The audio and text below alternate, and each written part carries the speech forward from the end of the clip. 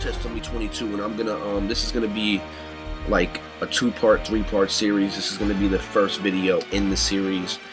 I'm not sure what I'm gonna name the series, but this is what it's about. What it's about is how music has affected generations, how media and music has affected our youth throughout the years. We're going to kind of start in the 90s because that's where I know the most. So this video is going to be about that, but I'm going to come back on videos in the future and get a little bit more in depth. This is kind of just to show you, you know, a little quick thing of what I'm talking about, and then you'll see videos about this in the future. But like I said, this is just a quick little talk to kind of get your gears rolling, get on the same page I'm on, and kind of start realizing where I'm coming from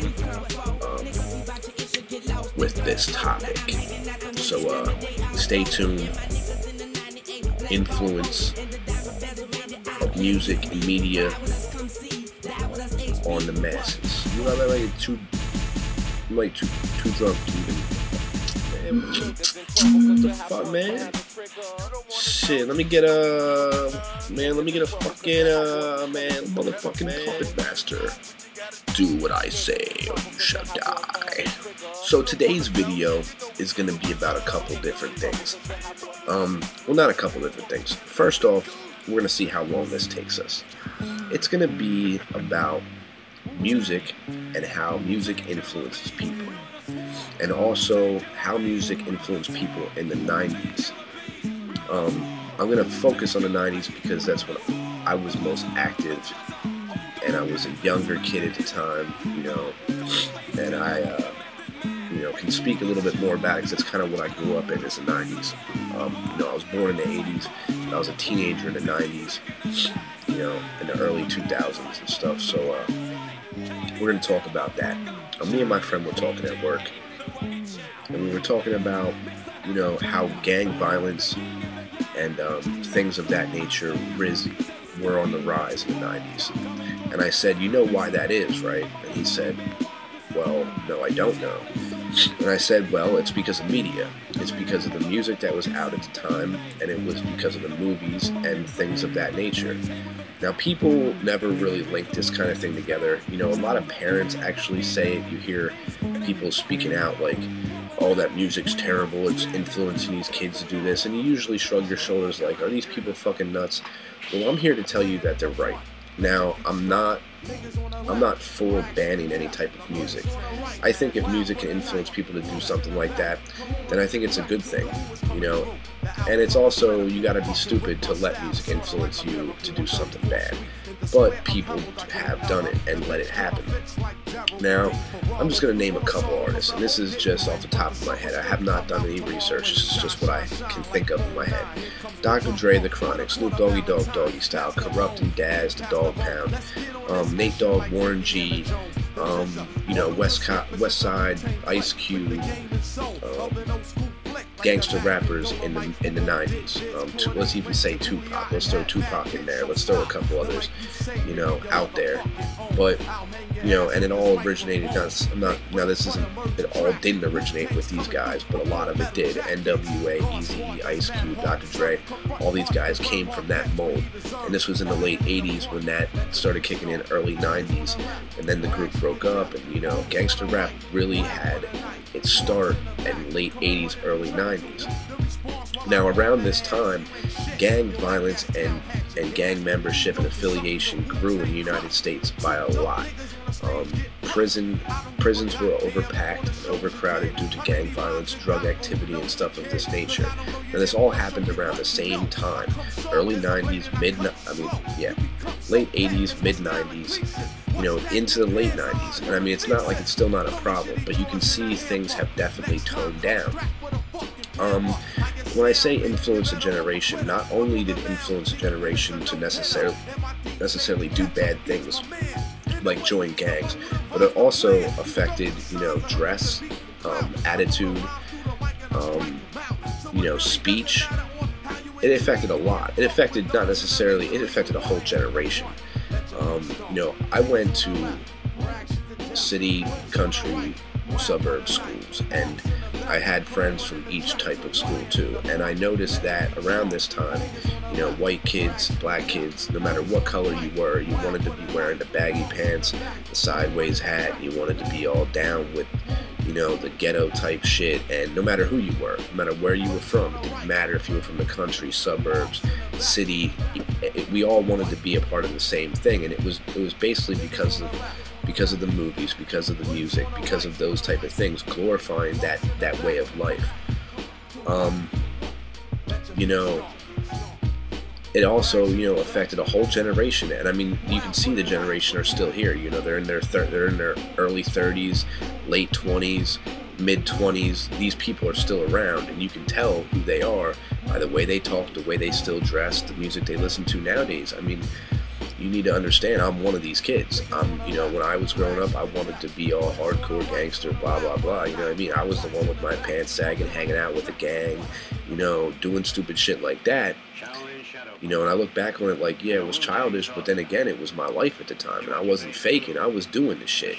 It influenced kids to go out there and want to live that lifestyle. It's not like these kids, you know, didn't do it. They actually put themselves in that lifestyle. If they didn't live in a city, they put themselves in it. You know what I mean? Because people wanted it to be like that so bad that they did what they had to do to be a part of it. You know, whether that was coming out of their safe zone and putting themselves into danger. You know what I mean? They did it. They didn't give a fuck. You know what I mean? And like I said, not only did it affect, you know, the way person acts, the way person thinks, the way person dresses, the way person speaks, it affected all of those things. And you know, you can also look at the kids nowadays. They're a lot more softer. It seems as if rap music, rock music, everything has gotten a little bit softer, especially in the mainstream. Now, I'm not going to speak for the underground because we all know what the underground's about. We're wicked and we ain't fucking around. But these mainstream, the ones who are affecting the masses at large, the music and the media that's affecting the masses at large has really toned down. It is, you know, pretty much made inner city ghetto thug kids into preppy kids from the suburbs. It's funny how things are reversed now. Like the roles kind of reversed. You know, back in the day, you had suburban kids wanting to be all hard and gangster, and now you have inner city kids wanting to be all preppy and suburban. It's just funny. So it went from ghetto to preppy to rich in a generation's time, from 1995, let's say, to 2005 and present day, more or less present day. You see, you know, black Puerto Rican kids from the inner city with tight pants and dressing like preppy kids. And you know, when rap music first came out, a lot of the rappers who have money now, you know, like Nas, Jay-Z, Puff Daddy, whatever, you know, these guys, they were poor. Now Puffy, let's exclude him. He doesn't really count. But Jay-Z and Nas, let's take them for example. They were both very poor when they started. They were, you know, underground. They were from the gutter. You know, they dressed gutter. They rap gutter. But they got money over time. And over time, that money has changed them. You know, I'm not saying they sold out, but they're definitely not who they were before. Now, they might have stayed with their roots, but you hear a person who 10 years ago was starting a career, maybe 15 years ago was just getting into hip-hop and getting into rap, and they were gutter back then. But 15 years later, after you know they have mad money, they haven't lived that life for years, and still talking about some of the same shit. And you look at that like, dude, you know, why you faking it? Because you ain't doing that shit no more. So don't act like you are. You know, we all know you're rich, we all know you got money, and there ain't nothing wrong with that. I don't know, these are just some of my thoughts. You know, collaborate in your mind and really think about this. I mean, honestly, music has always affected people. You know, from music media is a big deal. And let's get back to the 90s media. Movies like Boys in the Hood, Don't Be a Menace to South Central, or Menace to Society, or, you know, Juice, or, you know, there's plenty of different movies. Those are some of the bigger name movies, like Juice and Boys in the Hood, Menace to Society.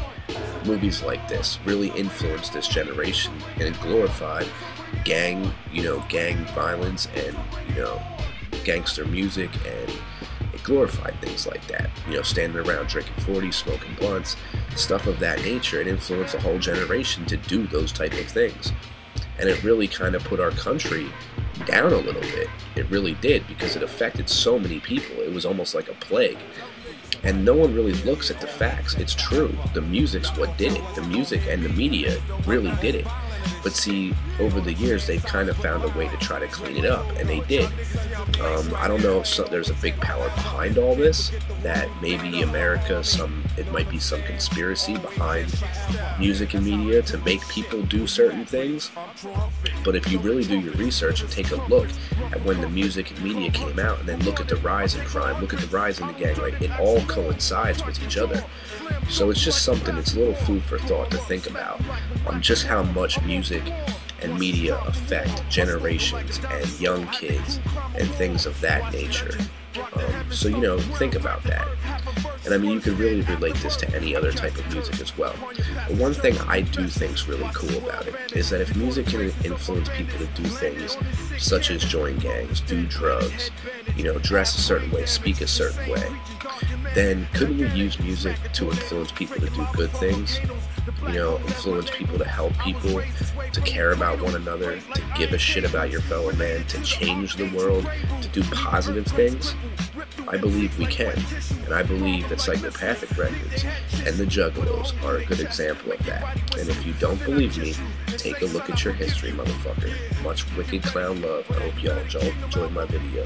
Stay tuned, hit subscribe, check out my Facebook. That's about all I got, y'all.